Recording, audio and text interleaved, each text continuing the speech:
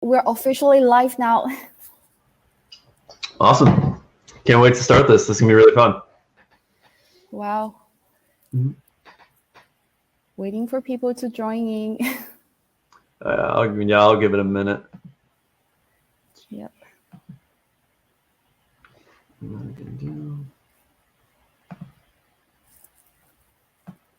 Hey guys. What's going on?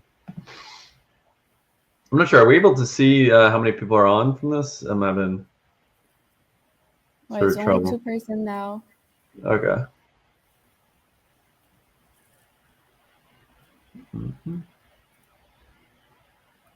Okay. Waiting for more people to join in now. Hey guys, what's up guys? How you guys doing? Let me know if you can hear me and see me clearly. So just let me know in the live chat if you can hear me and see me. Drop in the comment. All right. Okay. If you guys are new to the live stream, please make sure that you smash the like button to help the live stream to get pulled out. While we were waiting for more people to join the live stream, you can share it on social media. Okay.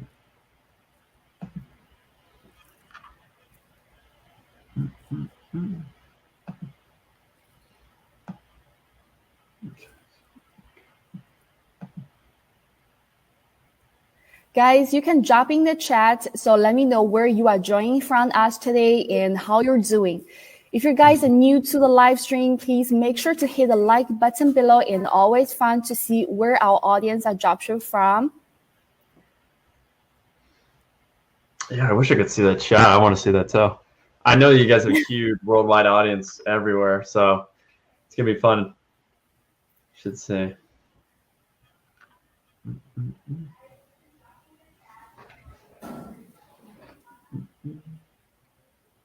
Waiting for more people to join the group. Okay. Well,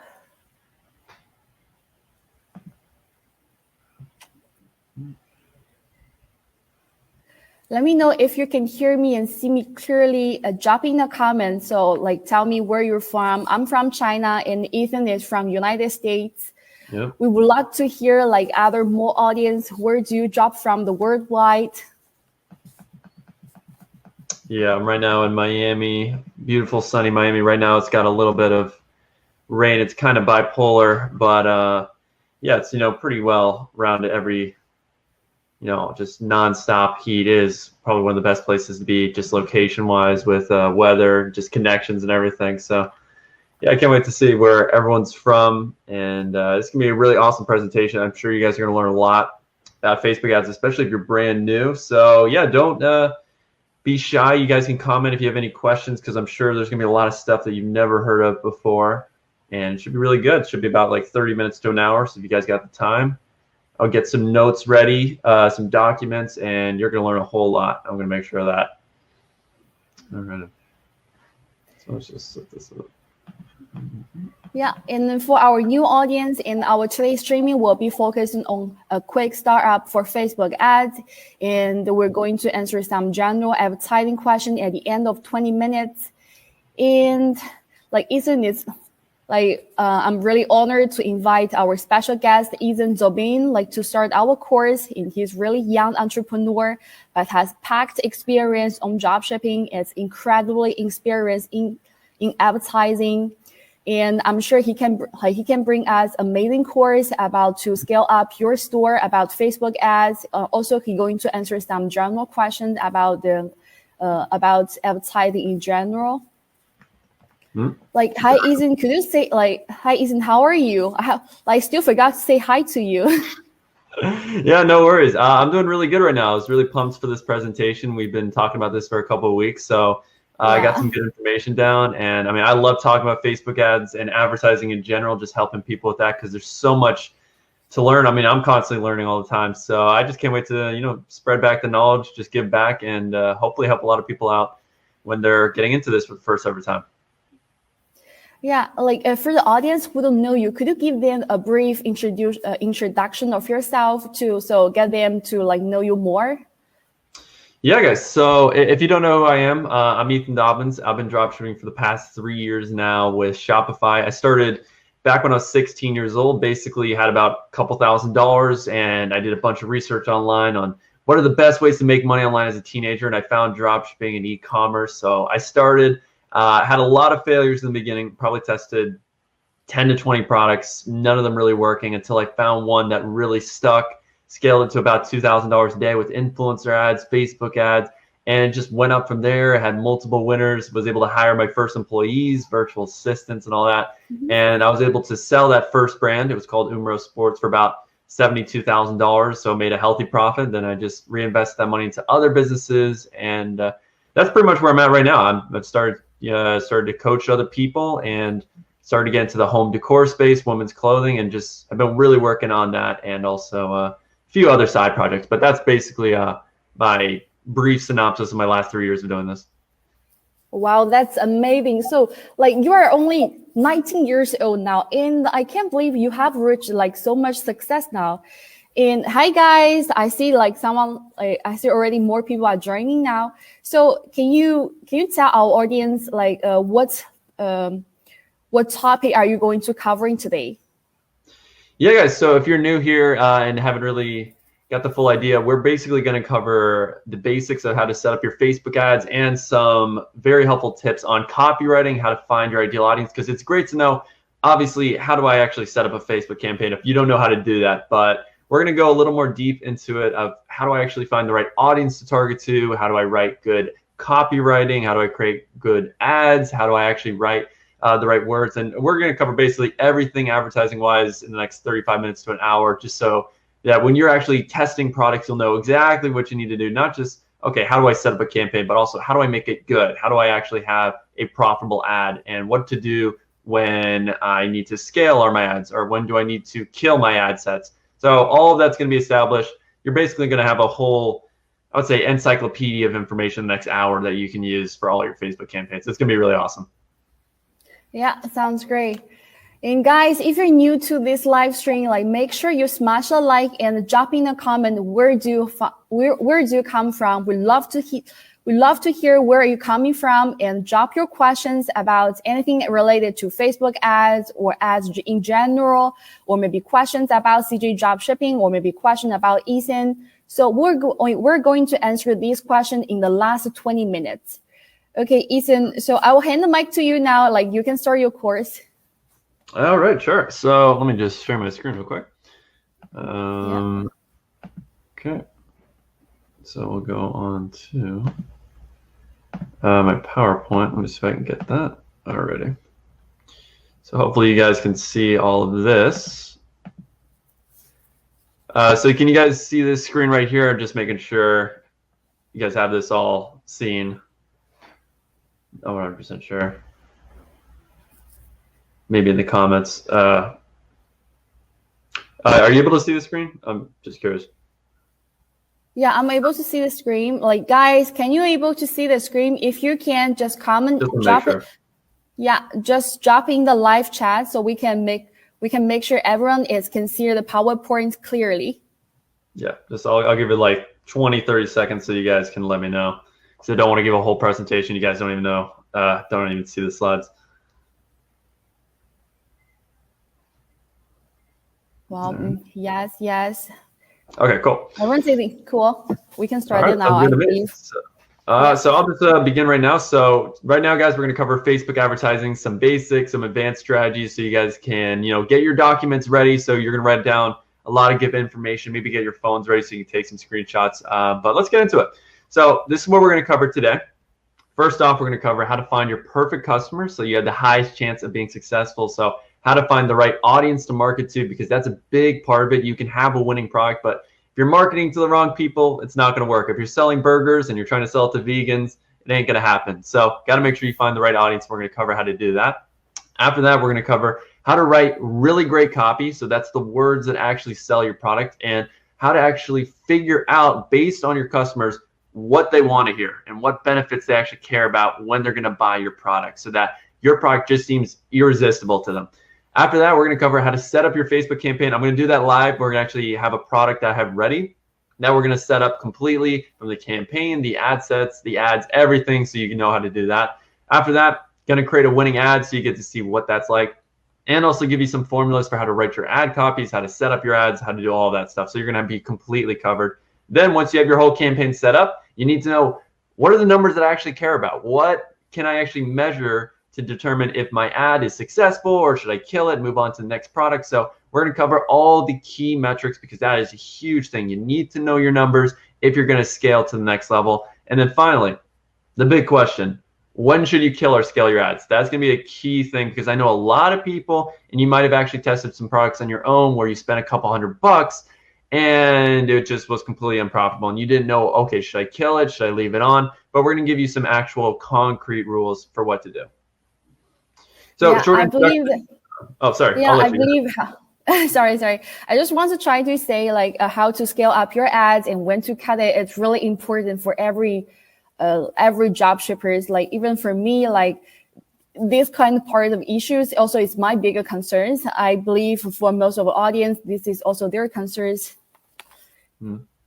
Yeah, no, it's huge. I mean, so many people go into it sort of blindly and they don't have concrete rules, but you have to have certain numbers that you are looking for when you are scaling. So again, a brief introduction. You guys may have missed this part, but I'm just going to just really rapid fire. I've generated over $500,000 in dropshipping in my last 3 years of doing this through my own jewelry brand, my home decor brand, and a women's clothing store that I run.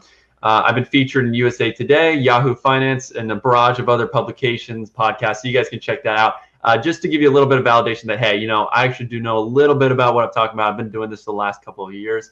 And then finally, I've exited my first jewelry brand. So I've actually grown a dropshipping brand and sold it before. So I know the whole process of how to build a brand, how to do the branding, how to do advertising. And today we're going to cover the advertising part of that and how we're able to grow our brands. So here's just a barrage again of testimonials from my own students, because I have been teaching this for the past year after having so many people hitting me up about this. And we've had students doing $1,000 a day. We have some doing 2,000, 1,000. This student right here has a 42 ROAS, which means, hey, they're putting $1 in and they're getting $42 back, and that's after 20 purchases. So it isn't just, oh, they have one lucky purchase. This is consistent, profitable sales. So this stuff does work if you have the right product and also the right mindset.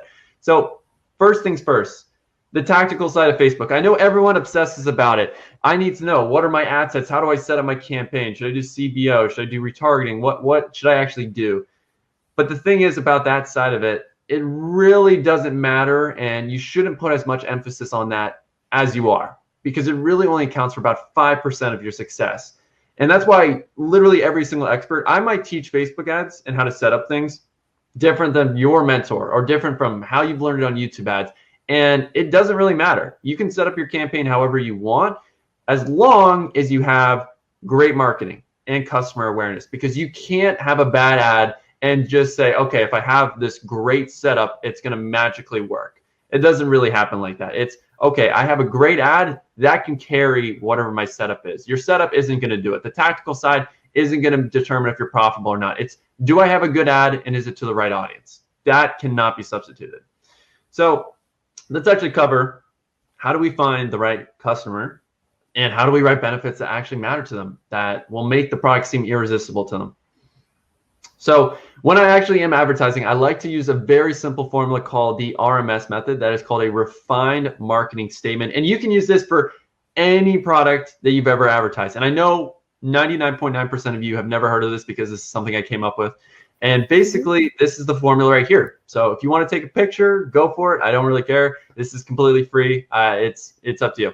So when I'm selling problem-solving products, and that could be something that aims to help your health. So for instance, a back brace. That was one of the most popular products of all time, a back brace that basically helps you increase your chances of having a better back, better posture, and just help with scoliosis and any sort of spinal fractures. So if I was to actually come up with an RMS statement for a back brace, I would do something like, hey, I help people that have back problems. So that's my niche audience. It's people with back problems get desire, which is improve their posture, have less pain in their back so that they can just live their life better without pain point. Well, what's the pain point? Well, They either have to go through an expensive surgery that costs thousands of dollars. They have to do physical therapy that takes months of time and a lot of energy and effort.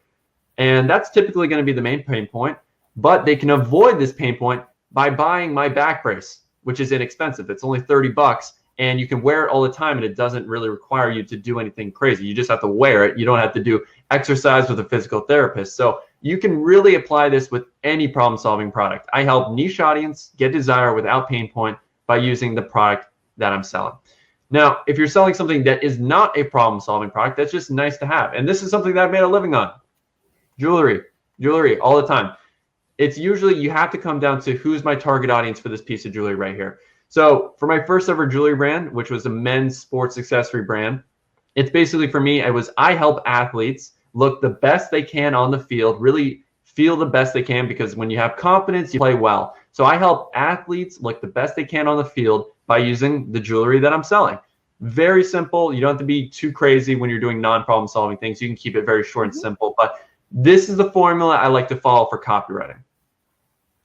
But now let's get into actually how do we figure out who's our target audience and what are their desires? Because a lot of problems I noticed that a lot of beginner marketers do, and you might be definitely a victim of this, is that you assume what your customer wants in the product. You make the assumption for them. You think, oh, I know what they're going to want, but really you don't until you do the research. In fact, most of the time people fail because they just assume, okay, I know the answers, but really you don't. And I don't know the answers when I'm selling a new product. I have to do the research first and listen to what people are saying. I can't make those assumptions. So when you're doing research for any product that you're going to sell, you can figure out your target audience. You can figure out what your customers want just by doing one search. And that's hopping onto Amazon, and that's looking up a similar product to the one you're considering selling. So for instance, if I want to sell this resistance set right here, this is a fitness resistance band set. So yeah, sorry about that, guys. But basically, let's say, for instance, we're trying to sell these fitness resistance bands, and we might think, okay, this is someone that wants to get buff, or they want to get lean, or they want to lose fat. It could be anything, but we don't really know what people want until we do the research and look at reviews. That's the best way to do customer research. It's looking at reviews. So right here, there's a review from Amazon that basically says, hey, on days I cannot make it to the gym due to time constraints, this set allows me to get in a quick workout in the convenience of my own home.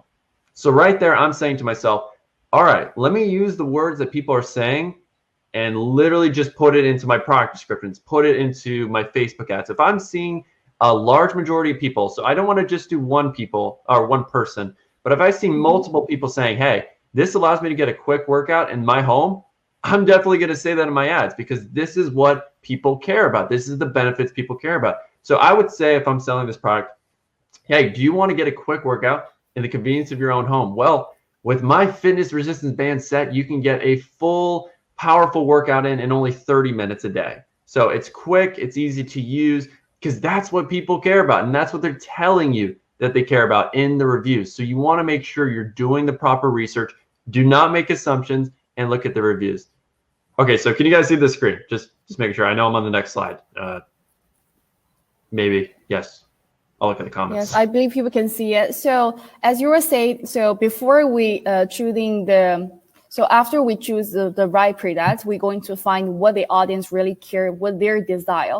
So you're like right now, your example is you can do your market research and down in the Amazon. Like I believe AliExpress is also a great choice because people are going to leave review down there. So maybe this is another source we can find for their customer desire. Yeah, wherever customers are leaving reviews, definitely take a look. I like Amazon the most because typically people are more descriptive. On AliExpress, sometimes you get really good reviews, but a lot of times it can be just generic, like, oh, product just was delivered on time. That's typically what you see. So with Amazon, you get real, like, descriptive reviews. So I like to pretty much do all my research on there, and I'll just gather a bunch of reviews, put them on a document, and just see, okay, what words am I seeing over and over and over again? What are the phrases? And then I'm going to use that in my marketing. Yeah. Wow, that's like this really sounds like, for me, it's really a new technique for me. Because I know like people are going to find the like people's customers' desire from the review, but I don't normally for me, I only check on the reviews and maybe sometime the Google Trends, like to see like what's like maybe more it's like on my personal reviews, like how I see this product is. So I'm like finding the desire from the review is really new for me.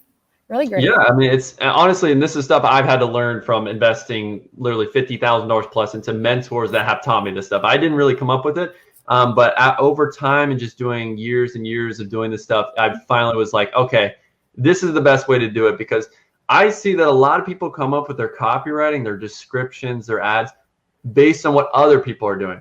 And a lot of times other people that you're copying are also making up the bullet points and assumptions. Like they think they know what the customer wants, but a lot of times they don't. So you just see bad marketing out there, and then there's people that see this bad marketing and they're copying it, and they're making even worse marketing. Like most of the dropshippers, they're doing is easy copy and paste work, and they never thought about like the description they copy about. Is there anything wrong about it? Is there really customers' desire?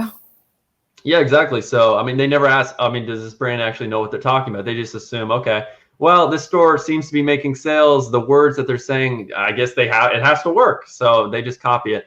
But man, if you do your own research, you can come up with so many unique benefits and bullet points, and you can outmarket a lot of the people that are making a ton of sales just because you did the proper research and they didn't. They just made assumptions. So I highly recommend doing this. And I just want to practice this a few more times because maybe only doing it once isn't the best. But for this next product, heated knee brace right here, this is for people that have knee problems. That's pretty obvious because you're not going to buy it if you don't.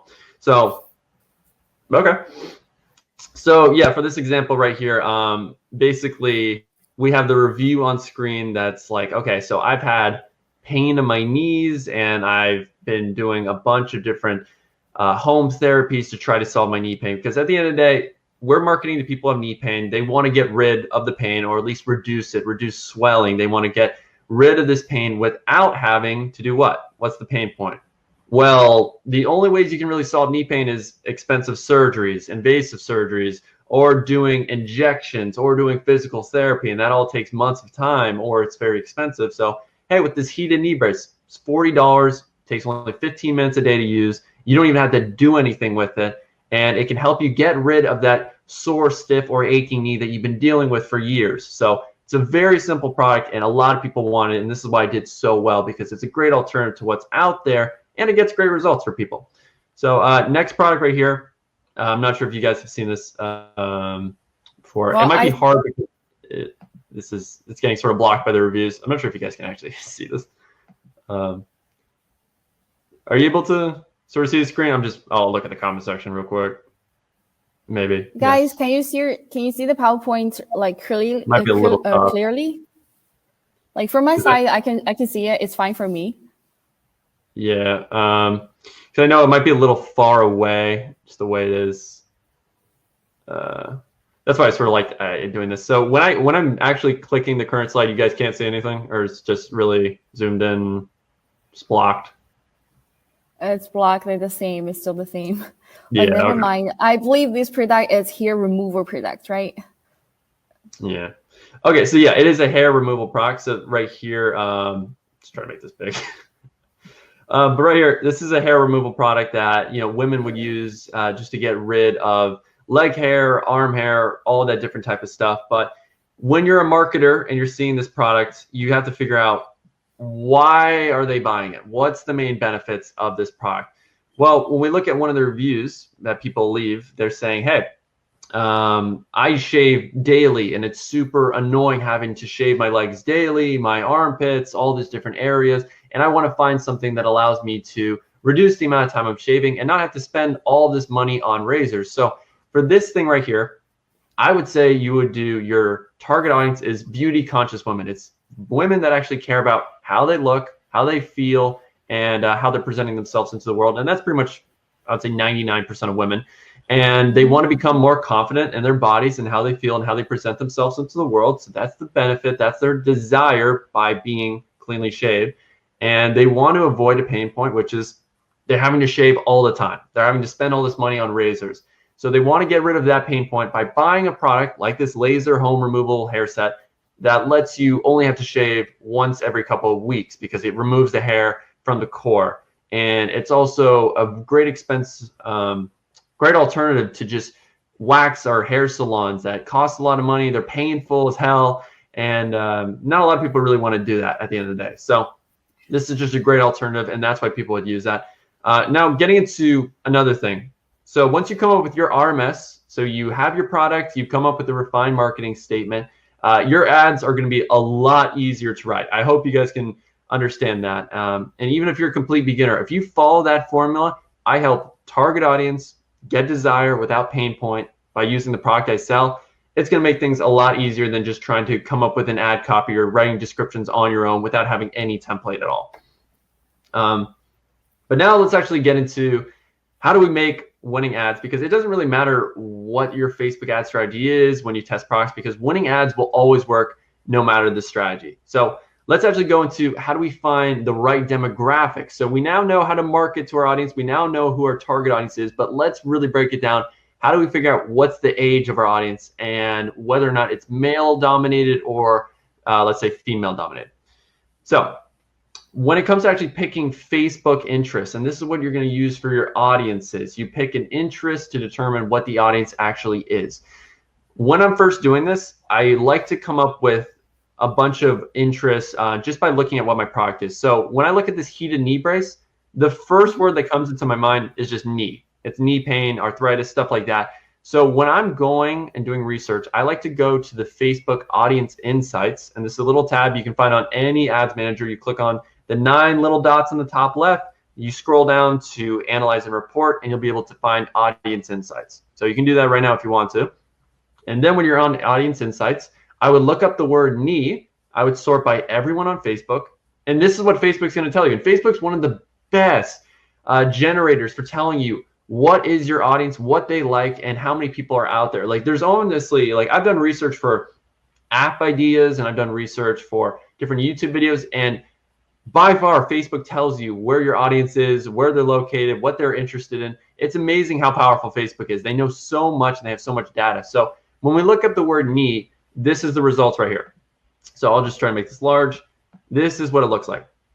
70% of women are interested in this category. 30% of men are interested. And when you look at the actual age charts, a very minimal amount of people, only 13% of women from ages 18 to 34 actually care about knee. The majority are from 35 to 65 plus. So when I'm seeing this, I'm like, okay, maybe when I'm marketing, I shouldn't include 18 to 34 because it's not that big of an audience. When I look on the male side as well, we're noticing, 5%, 17%. So that's 22% of males. That means the other 78% are between 35 to 65. So immediately, if I'm going to market this product, I'm going to narrow it down by the ages. Probably not by gender. I think I would include both genders because 70% women, and I don't want to miss 30% of the market. So I came up with a few rules for you guys just to follow. And that's if over 75% of your audience is one gender, I would specify by that gender. In this case, it wasn't really follows the rules. But when you're advertising makeup equipment, that's typically 94 to 95% women. So you would just specify by women. If you're doing stuff that's for football, National Football League, that's 85% men. So I would just do men. But if it's 70%, 60%, I would do all genders. And then with age, if over 75% of your age demographic is covered by 2 to 4 age pillars, as you can see right here, there's 6 of these little pillars here. So let's say 80% of my audience is between 18 to 34. I would just do 18 to 34. If I notice, hey, in this example, 4 of my pillars right here are over 70% of my audience, I'm just going to narrow down by that age demographic. So for this product, I would do 35, 65. And then all genders, if that makes sense. So let's get into next step after that. So now you guys know how to actually figure out who's your target audience. You know how to write good words and good copywriting that's going to make them want to buy your product. And you know how to actually narrow down by age and how to do their demographic. But after that, we need to know how do we actually set up a campaign. So for that, let's just get into the 3 different pillars of setting up a Facebook campaign. So at the top of the ladder, you have your actual campaign, and this is just like a folder that organizes your entire product and all the ads. So it basically allows you to pick what is your marketing objective. So you can choose traffic, you can choose driving awareness, or you can choose conversions. which is what you're going to want to choose when you're in e-commerce, because you want to get purchases, you want to make money. So you should always be choosing conversions because that's you making money. So at the campaign level, that's where you're actually just choosing your objective. The next is ad sets. So that's below your campaign, and that's synonymous with the word audience. These are just audiences of people. So you get to choose, who am I actually marketing to? Where are they getting to see my ads? Am I doing automatic placements? Am I just showing this on Facebook feeds, Instagram feeds? So you get to choose where your ads actually appear and how much you're going to actually spend to these audiences. And then the final thing is your ad, which is your actual creative side. This is your video, your image, your carousel ad, really whatever you're using to market and promote your product to your audience. So hopefully that's understandable. I know a lot of people get confused between ad set and ad because they have the word ad in both of them. But ad set, it's just an audience. So just think of it like it's an audience, and an ad is what you show to your audience. So hopefully that makes sense. But let's actually get into how I set up my campaigns. So when I'm setting up campaigns, first off, I like to do conversions, which we talked about. That's how to get purchases. You're optimizing for purchases. And I like to turn CBO off. CBO is basically you set the budget. So campaign budget optimization, which means I'm setting my budget at the campaign level, but I don't do that in the beginning. I like to set my budget at the ad set level. So I tell Facebook, I want to only spend $5 a day on this audience and this audience and this audience, instead of just a blanketed $50 for all of them. So when we're setting up our campaign, I like to do 7 ad sets. So 7 audiences, and I like to do $5 a day to each audience. So if you do the math, that's $35 a day. When I'm choosing what locations I'm targeting, I'm excluding Asia, Africa, South America, Jamaica, Puerto Rico, and Mexico, but I'm including worldwide. So pretty much Europe, US, UK, Australia, I'm leaving in there because those are the best countries, typically because they have the most disposable income. And the other countries I'm excluding, like Jamaica, Puerto Rico, Mexico. The reason why I'm excluding them is just it's so hard to actually ship there. When you're actually doing e-commerce and you get orders from Mexico or Puerto Rico, and I hope that you don't, it's such a pain in the ass because shipping there takes a long time. There's extra taxes, there's VAT. So you don't want to have to go through that headache. So I just like to exclude those countries just because of that. And now getting into actually differentiating your ad sets. So we have 7 audiences, but what's the difference between these 7? Well, the one difference I like to do is changing the interests we're targeting. So for one of my audiences, I might just do people that are interested in knee products. So I'll just do the interest called knee. For the second ad set, I'll do people that are interested in arthritis that show an interest in pages related to that. Because people with arthritis most likely have knee pain. Then we have joint, we have old age, all recipes, Hallmark Channel, et cetera, et cetera. So those are my different audiences I'm going to be targeting to. And when I'm creating those audiences, I show between 2 to 4 ads to each of those audiences, because you have to be split testing your ads to know what is actually working the best, what messaging is working. Is it a video ad that's performing the best, or is it a photo ad that's going to perform the best? And again, like your actual copywriting, you don't know what's going to work unless you test it. So you basically have to throw as many things at the wall as possible and just see what sticks. So I like to create between 2 to 4 ads. I never just do one just to see what works. And then when you do that, you're going to be spending about $35 a day. And I like to test products for 2 days, and that's a total of $70. All right. All righty. So we can get into, sorry, I'll let you, my bad.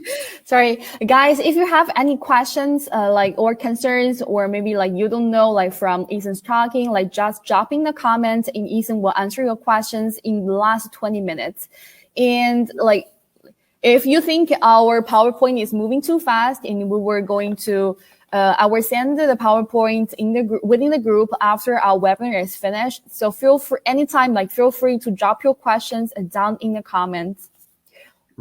Sorry to interruption. Yeah, no worries. But now I am basically going to set up a Facebook ad campaign so you guys can sorry. Like I believe you just removed the PowerPoint slides. Can you add in again? Yeah. That's because I wanted to now get into basically just setting up a Facebook campaign. Yeah. Sure. Yeah, are you guys able to?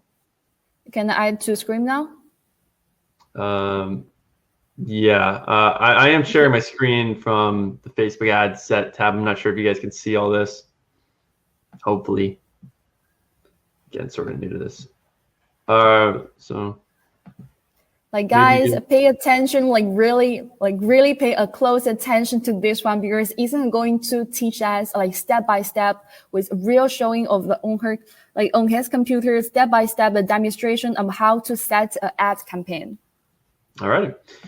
So first off, when I'm setting up a campaign, I like to just do the name of the campaign as the name of the product. And then I like to do BEP, which stands for break even point. And if you don't know what break even point means, I'm selling this product for 40 bucks. It's costing me $12, which means my break even is $28. So if I spend $28 on my ads, I basically break even. I don't lose any money. I don't make any money. So I like to know how much I'm spending to get a purchase and whether or not I'm breaking even. So I do $28. Then we're going to continue. And now we're just going to set up an actual audience once we scroll down past clicking on ad set. So for the product we're going to advertise today, it's just this pyramid. I created this new website just so you guys can see what this is like. You can visit it. It's called zengalaxy.net. So we're just going to be advertising these pyramids. They're very spiritual, very woo-woo. The audience I'm going to be hitting up today is, yeah, it's basically people that are interested in crystals and have a lot of spiritual energy, stuff like that. So for the actual conversion event, we're always going to do purchase because you care about making money. I care about making money. You want to be actually scaling your ads. So if you optimize for anything else, you're not going to get the best results. Next, daily budget, $5 every single time. Scroll down to location where you're not going to do United States. I like to do worldwide, just like this. So that's going to be the whole entire world. And then we're going to exclude Asia, Africa. Or the countries you was mentioned before. Exactly. Jamaica. And I've done this so many times that's practically memory. So let me just spell that one right. It's Jamaica, Puerto Rico, Mexico. And we'll just for this example, we'll stick with this.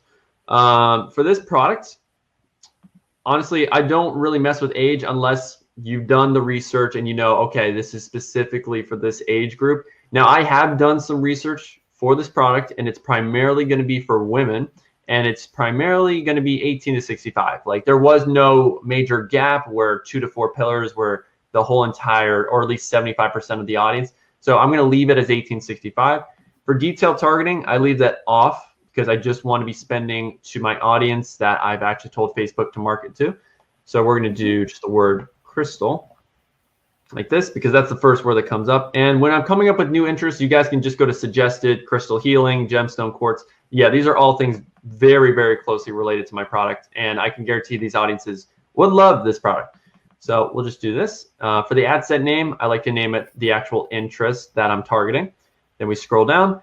Now, you guys can do automatic placements. You guys can definitely just do, I know a lot of people like to do manual placements and then they just do the Facebook feed and Instagram feed. Personally, I've tested this and it gets pretty much the same results. It really doesn't make that much of a difference. You can do the Facebook news feed and Instagram feed. So just these two placements right here, or you can do automatic placements. For me, I honestly do automatic placements. Just from a lot of split testing, it gets slightly better results for me. So that's just what I like to prefer to do. But if you do it either way, again, doesn't matter. We already talked about that. The tactical side really doesn't matter as much as you think. It's your actual ad and whether or not it's going to sell. So let's get into actually adding our ad. So I just made some quick ads real quick before this presentation. So we'll just do this one right here. So I believe this is a single image. So we're going to split test two things in this. We're going to split test a single image and we're going to split test a carousel ad. I like to split test both for non-problem solving products because you don't know what's going to work. Now, I've written out some copies as well, so we'll just copy this in. So this is our ad copy, and we're going to paste that just like this. Now, for our headline, I like to do a call to action, so having some urgency. And we'll talk about the different formulas for writing ad copies, for writing headlines as well. We'll cover that in this presentation afterwards. But just for now, that's how we're going to set it up. Website URL, just copy and paste your product page URL that you're advertising, the product that you're advertising. And then we'll scroll on down, change the call to action from learn more to shop now. And just like that, if we scroll on down, you have now set up your first ad. So it's really as simple as that. I'm just going to close this real quick. And when you want to create or split test ads, how to do that is you basically click this duplicate button right here. And for me, I'm just going to do it one time, but I recommend doing 2 to 4 ads. So you might duplicate it twice or 3 times, depending on how many ads you want to test. And then when we want to create a new ad, all we have to do is click edit, change the media. And let's say, for instance, I want to do a carousel ad. So I'm just going to upload a few photos here. So it might take a second. If you guys have any questions, you can definitely feel free to ask now because this might take a sec. But yeah, we're going to do a carousel ad real quick while you guys do that. So hopefully you guys are learning a decent amount from this. So I'll just do this. All right, so we'll just do 3 images real quick. Okay. So we are going to now set up a carousel ad. So we're going to have to change this from single image to carousel like that. And we're going to select our first image, which I want it to be this one right here. It's sitting on a table, looks really, really nice, looks clean. For our headline, again, I just wanted to use, so not the link, but we want to use this right here for a limited time only, save 60% off. So really telling people why they need to get on our website right now and buy, because hey, it's a limited time only, you can get it on sale. So that is a very big thing. And you're going to notice this a lot when you're advertising and looking at other people's ads. The main way to drive traffic and get purchases as soon as possible is through urgency. It's call to actions. Nearly, I would say 80% of ads that are successful have some sort of urgency on them, whether or not it's a sale or, hey, if you buy now, you get free shipping, something along those lines. So we're going to do that. And then we're going to set up a short headline. And there we go. We got a carousel ad. So right now we have 2 ads. How I would personally just name this, I'd probably name this carousel 1. And I would name this single image 1. And just like that. So right there, you have a campaign. You have an audience, which is the crystal audience. And now they are seeing 2 ads. Now you can go on and create 3 to 4 ads. And then after you're done creating all your ads, all you have to do is duplicate your ad set 6 times, and then you'll have a total of 7 audiences. So just like this, very simple, very easy. And the only thing we're changing, as we talked about earlier, is the interest. So we scroll down here, go to detail targeting, make sure you turn off detail targeting expansion, and then we click suggestions. And for this one, I want to just do crystal healing. So we'll copy that, and then we'll paste just on the top. For the next one, we'll just do the same thing. And you're just doing that over and over and over again until you have 7 unique interests that you are hitting with your ads. Now, each one of your ads that you just made is going to be duplicated into those new audiences. So if we click on any of these, boom, you'll see all the ads are there. So you don't have to worry about recreating them again. Once you make them once, duplicate your audiences and they'll always show up. So that's how you set up a campaign. So you guys now know how to do that. But let's probably get back into the presentation unless you guys have any questions right now. I'll check the comments. I'm not sure if we have anything. Maybe that was a little fast. Yes, we do have some questions. But if guys, could you drop more questions for Ethan, because I believe Ethan did really nice work, and he talked a lot of parts about how to set an ad campaign. Yeah, and just drop your questions in the chat area. Yeah. So it looks like right now, welcome guys. Hey guys. So it doesn't look like there's that many questions. So I'll just get back into teaching then. I have no problem with that. So let me just get back onto our PowerPoint, our trusty PowerPoint, and we'll just do that. Share screen. All right. Application window. Okay, cool. All right. So we're back onto the PowerPoint, guys. So hopefully you guys learned a decent amount on how to set up your campaign. So I know we covered this a little bit, but we're going to go into now how to actually write winning ad copies and your headlines that we talked about earlier and we just showed right there. So when it comes to writing your ad copies, I like to follow 3 unique methods.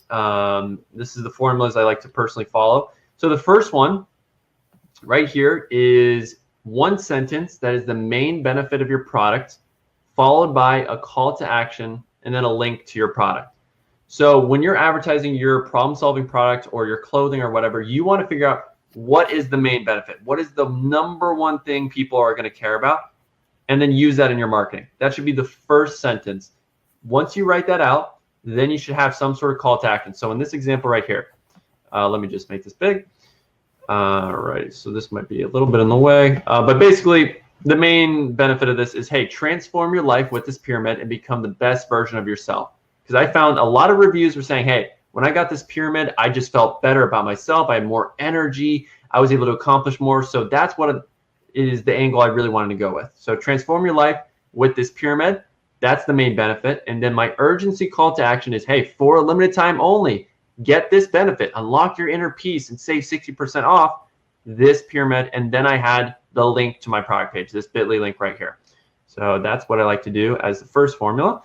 For the second one, and this is what a lot of marketers do, they like to do a question just so that you can identify what your target audience is. So you'll see a lot of times, just if you're selling like a kitchen product that helps you clean your dishes, like, hey, are you a busy mother that wants to find an easier way to clean all the excess dishes in your home?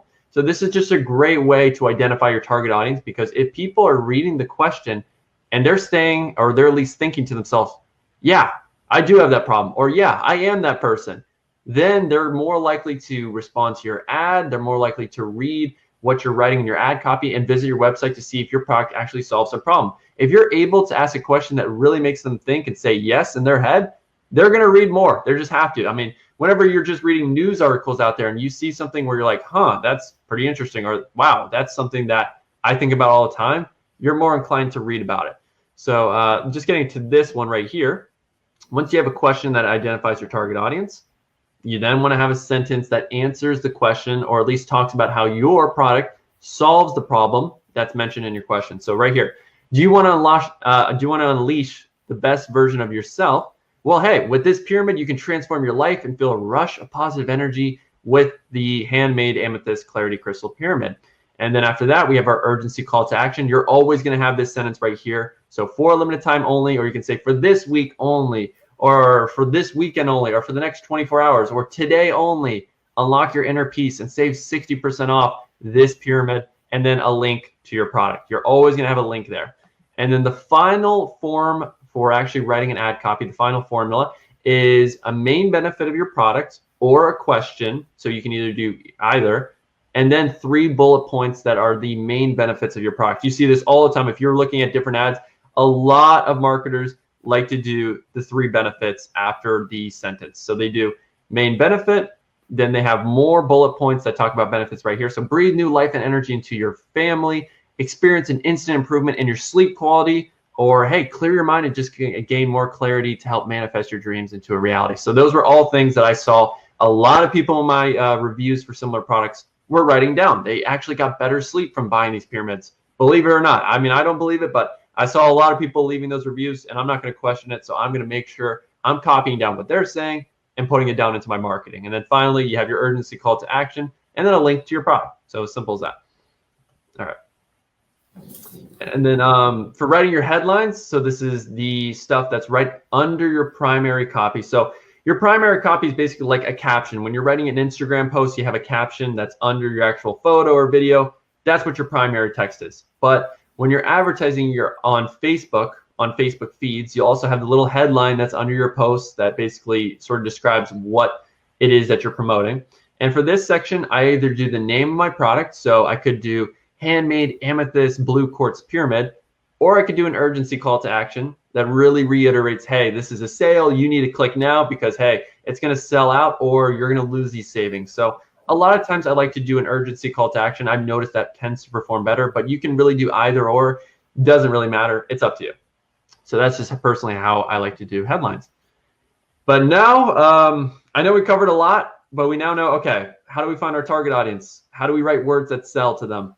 How do we actually narrow down by demographic? How do we set up our campaign? How do we write headlines? How do we write primary copy? But once you have that all set up, you need to know what numbers matter. How do I actually determine if my ad has been successful or I should kill it? So right here, I have a whole list of, actually, I can just share real quick. We can go to my columns and we can just go into it because there's so many different columns that I like to really measure. So let me just get into that. Share screen and we'll do this. Cool. All right.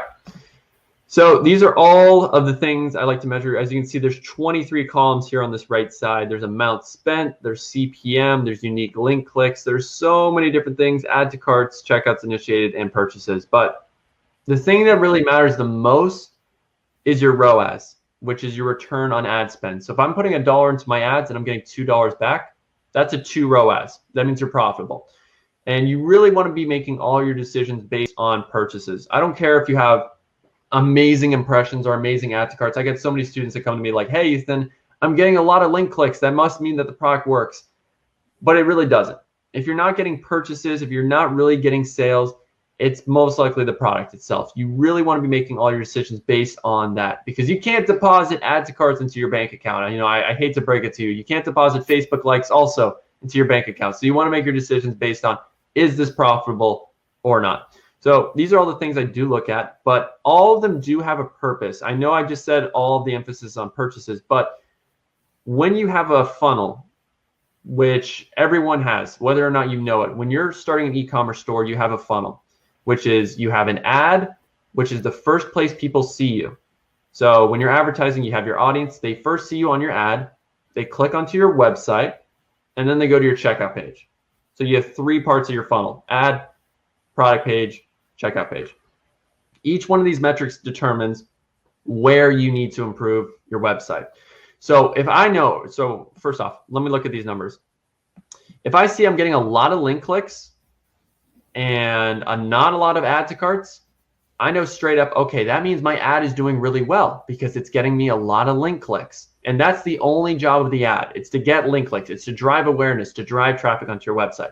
So if I know I'm getting a lot of link clicks, awesome, my ad's doing great. However, if I'm getting a lot of link clicks and not a lot of purchases or add to carts, then I know, okay, next step in my funnel, which is the product page, it's not doing its job. Either the copywriting isn't good enough, I'm not talking enough about the benefits, or there's not enough urgency. People don't see a reason to buy now, or they're going onto my product page and then they open up Amazon on another tab and they see, oh, it's cheaper, because you didn't do a good enough job on your branding and people don't think this is the only place where they can buy it. And that happens all the time. You'll notice that. You'll get a lot of add to carts and people that don't purchase. It's because when people add to cart, they're then going onto Amazon to see if they can find that product. And if you do your branding well enough and have a good urgency, people are going to make that decision fast and they're going to go with you. It's as simple as that. So you want to make and sure, they will believe like your brand and your website is only source they're going to buy the product and they were going to buy it right away. Otherwise, it means that your cart abandonment rate is pretty high and your ads are working well, but your product page is not attractive enough, or maybe your brand is not people doesn't really thought your brand is real thing and they can buy in other word and they compare with the price. Like everything could happen is usually we call the cart abandonment rate. Exactly. I could not have said that better. So let's just go back to the PowerPoint real quick. But yeah, she absolutely nailed that on the dime. So let me just go back to our presentation real quick. So these are the actual numbers that I like to look at. These are the key metrics. So when you're measuring the performance of your ad, you want to aim for a cost per unique link click. So that is one person seeing your ad, clicking the link to your website, of about 60 cents. You want to pay about 60 cents per unique link click. And you want to have a CTR, which is your click-through rate, of 1.5%. And that means 1,000 people see your ad and about 1.5 click on to your website. So if I advertise to 100 people, want to get about 1.5. Anything less than that usually means your ad just needs a little bit of work. It's just not eye-catching enough, or you're not advertising to the right audience. Now, next step, your product page.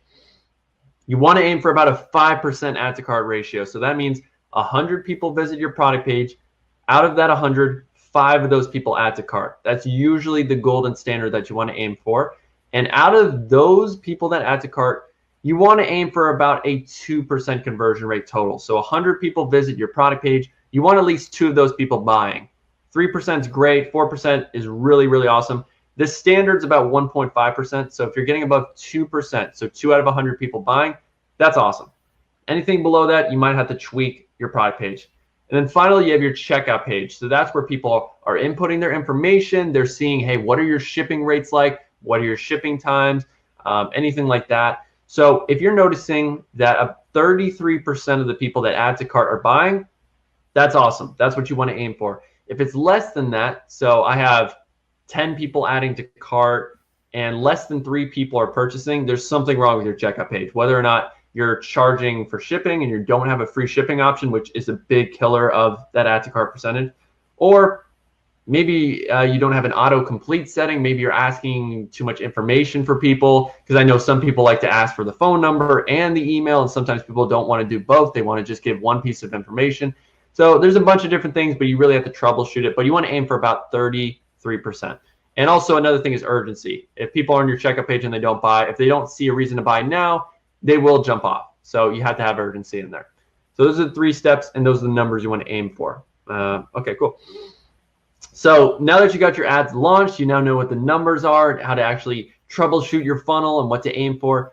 You need to know when you actually kill or scale your ad sets. Now, everyone has different rules. These are the rules I personally like to follow. I know this is super, super tiny, so let me actually just raise the font real quick, because I would be able to make it full screen. Okay, cool. So when I'm first doing an ad, like I said, I like to do $5 a day for each audience. So after the first day, if I notice an ad set that spent $5, does not have 5 link clicks or at least an add to cart or purchase, I'm killing it. It's just not enough data for me. It has to at least get 5 link clicks. And this is just from me doing this for years and years and years. I notice if an audience doesn't have at least 5 link clicks or an add to cart in those first $5, it usually doesn't work out. So this is just how I like to do it. And after 2 days, so if it spent $10 and it doesn't have an add to cart or a purchase, I'm killing it. Usually, again, my winning ad sets will get at least an add to cart in this time. A lot of times they're going to get a purchase in the first 2 days if they're really going to be a good winner. Now, the third rule is ambiguous, meaning if you're trying to sell a very heavily priced item like a sofa, home decor that I'm in personally, where products are $200, $500, $1,000, you don't want to kill an ad set after it's just spent $15, because you're going to have to spend more money to acquire a customer when you're selling more expensive items. If I'm selling a $500 couch, I'm probably going to have to spend $100 or $200 to get a purchase. So you have to keep that in mind. But if you're selling jewelry and it's only a $20 necklace, you're probably only going to have to spend maybe $10, $15 to get that purchase, compared to a lot more with a more expensive item. So for the third rule, if an ad set has spent $15 or 50% of your break-even price, I would kill it. So if I'm selling a $300 couch, I'm not going to kill an ad set if it's only spent $15, because that's not nearly close to my break-even price. But if I know, hey, I'm selling a $300 couch, it cost me $100, which means my break-even price is $200, I'm willing to spend half of that $200, so $100 for an ad set to get a purchase. So you want to make sure you're actually using these rules effectively. So if you're selling something that's $30 or less, I would recommend $15 spent without a purchase, and you're killing it. So just so you guys know that real quick, break-even price, your price, et cetera, et cetera. Now, for actually scaling your ads, you need to know what your ROAS is and your break-even ROAS. Now, ROAS, again, we talked about this a little bit earlier, is your return on ad spend. If I put $1 in, I get $2 back. That means that my ROAS is 2. Now, the problem with ROAS is that it doesn't take into account the cost that it actually takes for fulfilling an order. Because if I'm spending $10 and someone purchased my $20 necklace, that doesn't mean I just take in the $20. I have to spend money to send that necklace out to my customer. I don't just get to make $20 and that's it. You have to spend money to fulfill the orders. So the ROAS metric can be a little bit confusing or misleading because it doesn't necessarily tell the whole story. So you need to know what's your break-even ROAS. That's what's going to tell you if you're profitable or not. So before scaling an ad set, you need to know this number. Otherwise, you won't know if you're profitable or not. So when you're calculating your break-even ROAS, this is your price divided by parentheses, your price minus supplier price. So for instance, I know this might sound a little complicated. If I'm selling a necklace right here for $40, that's my price. Then we go, so in this formula right here, it's $40 divided by $40, because that's my price, minus how much it costs from my supplier. So if my supplier says, Ethan, it costs $10 to fulfill this, I would do my supplier price is $10. So in this formula right here, we have $40. Let me actually just raise this up because it might be getting blocked. So it's really easy. Come on. Okay, cool. So in this formula, we would have $40 divided by $40 minus 10, but these are in parentheses, so you do these first. So we would have $40 divided by $30, and that's a 1.33 break-even ROAS. So now I know when I'm selling this $40 necklace that cost me $10 to fulfill, I have to be hitting 1.33 on my ad sets to be breaking even. Not, oh, it's above a 1. That means I'm profitable. No, because I could be at a 1.1 ROAS or 1.2, which means I'm putting $1 in and I'm getting $1.20 back and still be unprofitable. So I need to be hitting $1.33, 1.33 on my ad sets to actually be profitable and know, okay, I can scale this ad set. So anything below that, you need to kill it. So you need to calculate this number with every product because it's going to be different for every product. But the formula is your price divided by parentheses, your price minus supplier price. So you need to have this formula. Otherwise, you don't know what the hell you're doing and you don't know your numbers. So you need to know this before scaling because you have to know your numbers. All right, so let's get into the next slide. Okay. And let's get into actually some scaling. Okay, so for scaling, when I'm actually testing a product, I like to basically test it for 2 days, which is a total of $70 because we do $35 a day, times it by 2, that's $70. Now, when I'm looking at my ad sets after 2 days, if I notice that multiple of my ad sets, so out of my 7, I have 2 ad sets with a purchase, I'm going to continue running ads for that product because that's usually a really good sign. I don't care if I'm profitable in the beginning or if I'm break even or if I'm even losing money after those first 2 days. If I see multiple audiences with a purchase, that's usually a really good sign. Now, after I've determined that this is a product I want to continue advertising, every single day, I go into my campaign and I create 2 new audiences, hitting 2 new interests.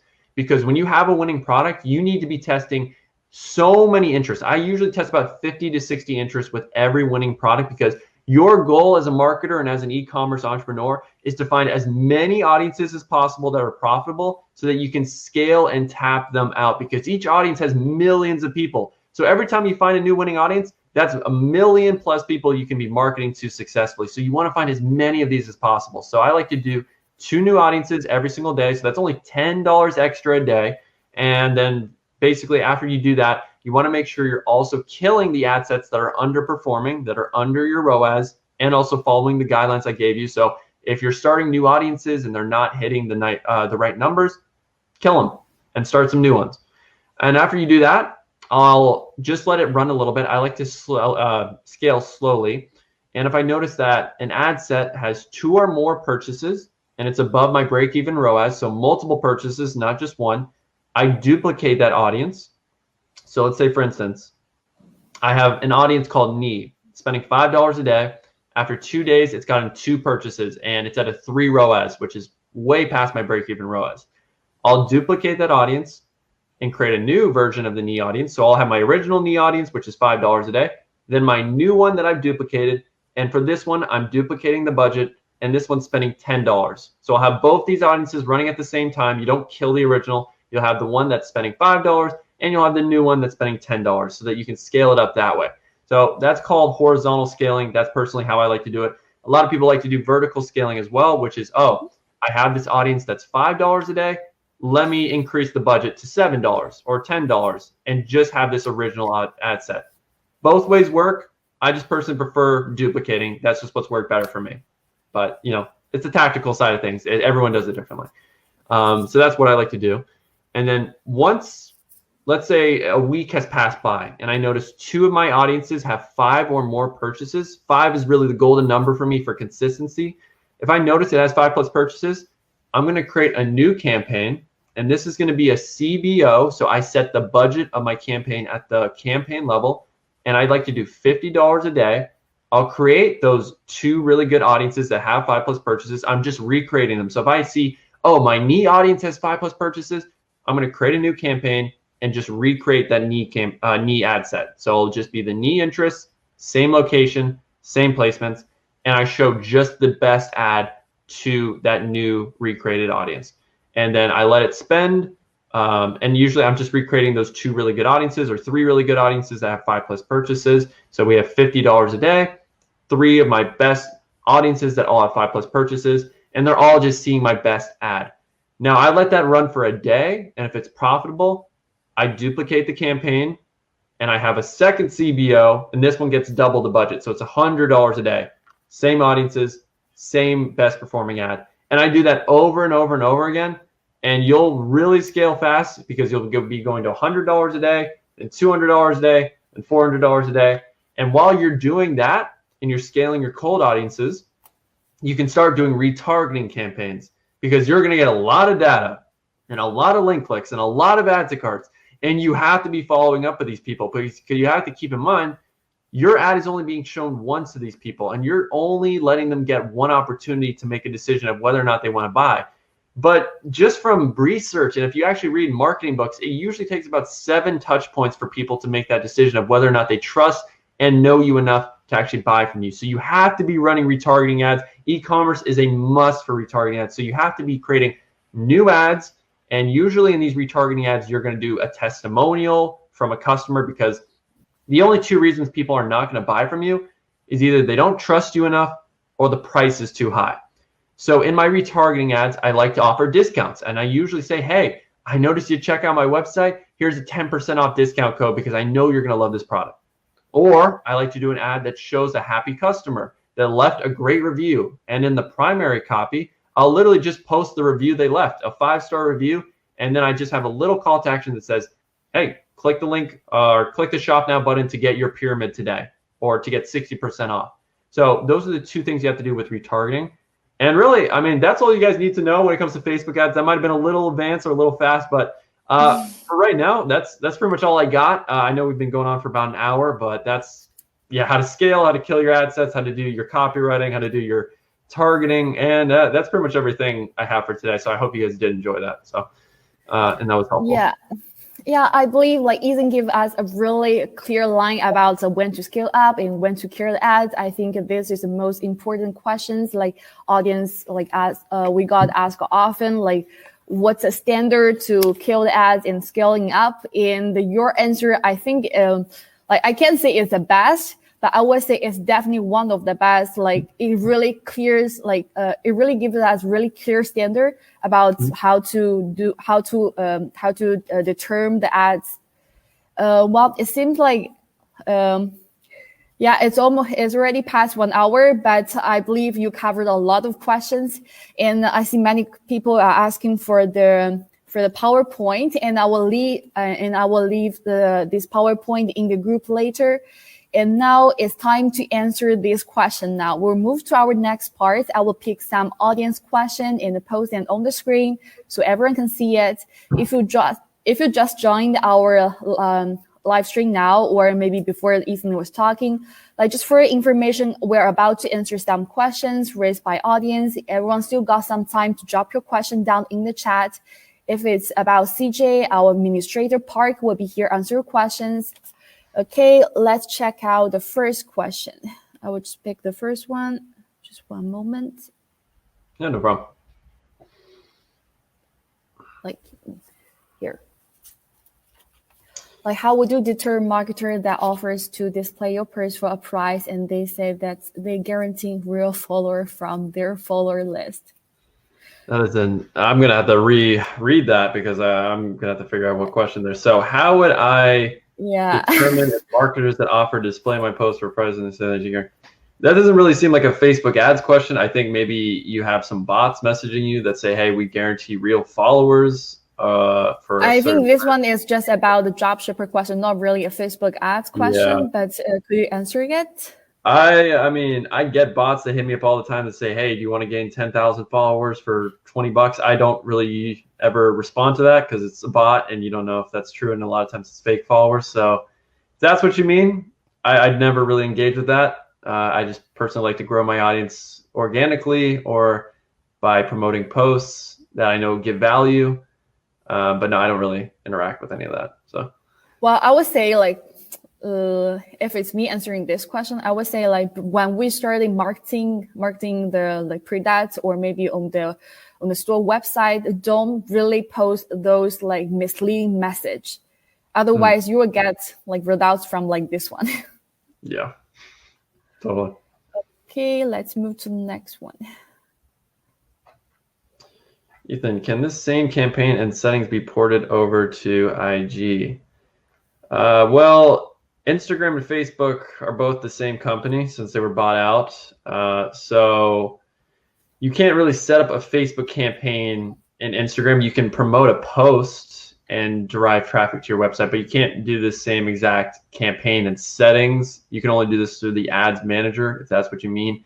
So if you want to set up something advanced with all these different audiences and different ads and CBO and retargeting, you have to do it through Facebook, if that's what you mean. So I recommend setting all of your campaigns through the Facebook Ads Manager, because you can use all the audiences and all the placements on Instagram as well. So there's no reason to limit yourself. I see a lot of people just promoting their posts or just making ads through Instagram, and it doesn't have nearly the amount of capabilities and placements and cool things that you can do to actually get your ads seen. So I'd recommend just setting up on Facebook, because it does not have the same settings at all. Yeah. Yep. Thank you. Okay, cool. Awesome. Okay. Well, we don't have any more questions, but I do have one question personally from myself, if you don't mind to answer. Yeah, no problem. I heard an announcement say that Facebook Analytics will no longer be available after June 30th. Is there any alternative tool or maybe replacement for Facebook Analytics? I think this one is most concerning questions from the people if they're just started for Facebook. Otherwise, they don't want to learn a new trick or like just learn from you. And then the Facebook Analytics no longer available. I think this is really a bomb. Yeah, I saw that message as well. Honestly, I mean, I've talked to different marketers. I had lunch with a guy who runs his own Facebook ad agency that's done 10 million. Nobody really knows what's going to happen, because we don't work on Facebook. And I mean, I'm getting the same information as you guys when it comes to, I've done research on it, but nobody knows if they're actually going to change it, because all the time Facebook says, hey, we're going to remove this or we're going to do this. And a lot of times it doesn't even happen. Like, I know every single year they typically say, hey, we're just going to do CBO campaigns, so you can't create anything else that isn't a CBO.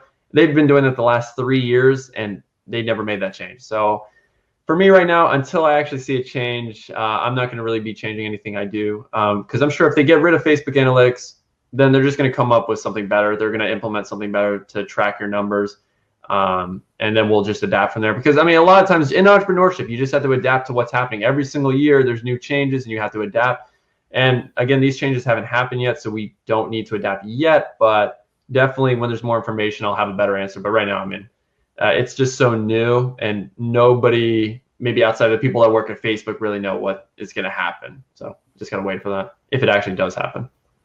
Okay, so we'll wait and see like what's the alternative. They come out first, because they are the first one to say they're going to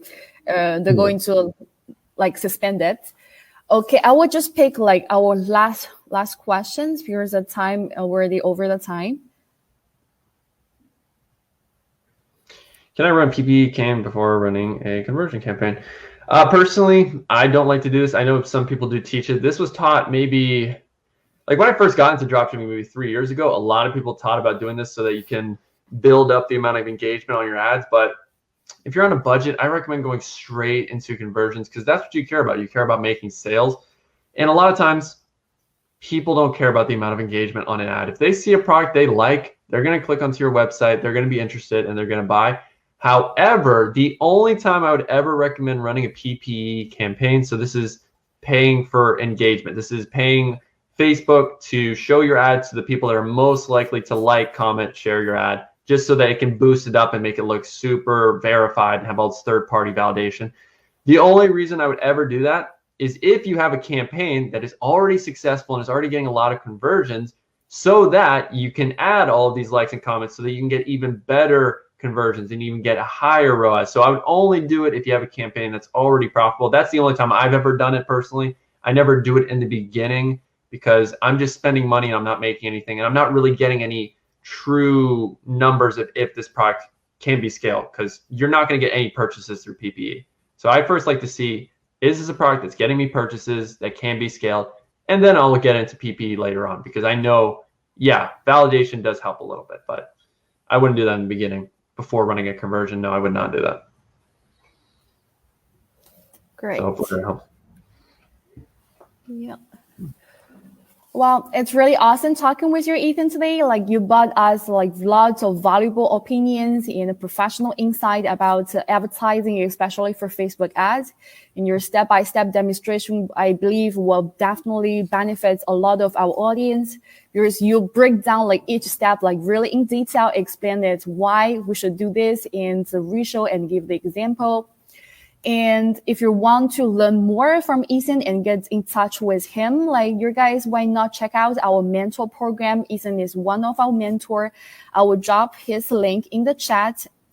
And the best of luck to everyone to your dropshipping business. And Ethan, thank you so much for joining us today. Like, I'm really appreciate it.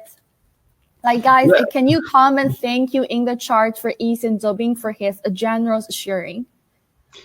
Yeah, guys, I hope you guys did enjoy, and I'll just leave some links to my Instagram, my YouTube. Let me just go back to the PowerPoint so you guys can check that out if you do want any final tips.